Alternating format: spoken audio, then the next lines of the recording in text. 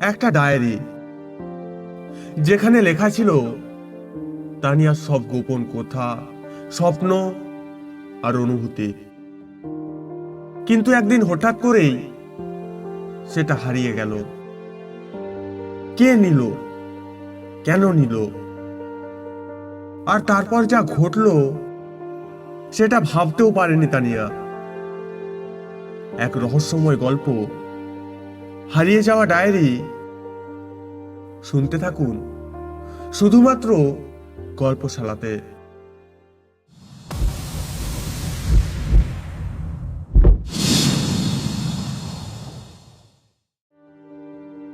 তানিয়া ছোটবেলা থেকেই ডায়েরি লেখার অভ্যাস করে তুলেছিল। প্রতিদিন রাতে ঘুমানোর আগে সে তার অনুভূতি, আনন্দ, কষ্ট সবকিছু লিখে রাখত সেই পাতাগুলোর মধ্যে। যেন ডায়েরিটাই তার সবচেয়ে কাছের বন্ধু। তানিয়ার সেই ডায়েরির পাতায় ছিল ছোট ছোট স্বপ্ন, ভালোবাসার গল্প, কিছু লুকিয়ে রাখা কষ্ট, আর কিছু একান্ত ব্যক্তিগত অনুভূতি, যা সে কারোর সঙ্গে কখনো শেয়ার করতো না। কিন্তু একদিন সকালে উঠে দেখলো তার ডায়েরিটা কোথাও নেই। বিছানার পাশে, টেবিলের ওপর, বইয়ের তাকে, সব জায়গায় খুঁজেও সেটা পেল না। তার মনে হলো হয়তো কোথাও রেখে ভুলে গেছে।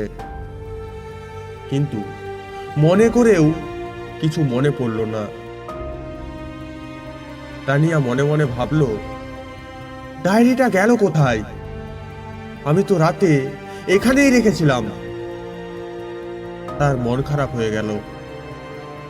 সারাদিন খুঁজেও যখন পেল না, তখন একরকম মেনেই নিল ডায়েরিটা হারিয়ে গেছে। স্কুলে গিয়েও মন ভালো হলো না। ক্লাসের ফাঁকে ফাঁকে শুধু ভাবছিল, যদি কেউ সেটা পড়ে ফেলে, যদি আমার সব গোপন কথা সবাই জেনে যায়। কেউ কি সেই ডায়েরিটা পেয়েছে, নাকি কেউ ইচ্ছে করেই সেটা নিয়ে গেছে? কোনো উত্তর খুঁজে পেল না তানিয়া। সন্ধ্যায় ক্লান্ত হয়ে বাসায় ফিরল। দরজা খুলে যখন নিজের ঘরে ঢুকলো, হঠাৎ থমকে গেল। তার টেবিলের উপর পড়ে আছে সেই ডায়েরিটা। তানিয়া অবাক হয়ে ভাবল, এটা এখানে এলো কিভাবে? ডায়েরির উপরে রাখা একটা ছোট্ট কাগজের টুকরো, তাতে লেখা, তোমার লেখা খুব সুন্দর, এগিয়ে যাও, ভুলে যেও না কখনো কখনো হারিয়ে যাওয়া জিনিসও আবার ফিরে আসে। তানিয়া হতভম্ব হয়ে এদিক ওদিক তাকালো। কে এটা লিখলো? তার বাড়িতে তো কেউ ঢুকতে পারে না। তাহলে? তার হৃদয় ধুকপুক করে উঠল। কেউ একজন আছে যে তার স্বপ্নকে গুরুত্ব দেয়। কিন্তু সে কে? তানিয়া জানে না।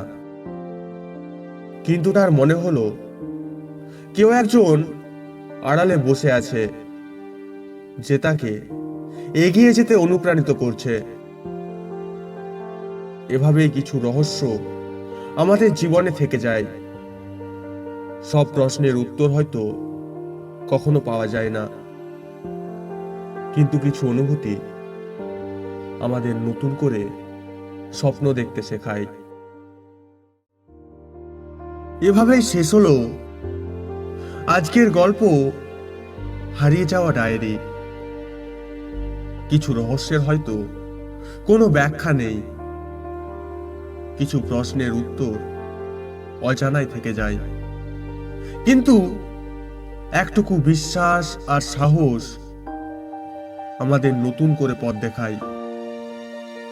গল্পটা কেমন লাগলো জানাতে ভুলবেন না।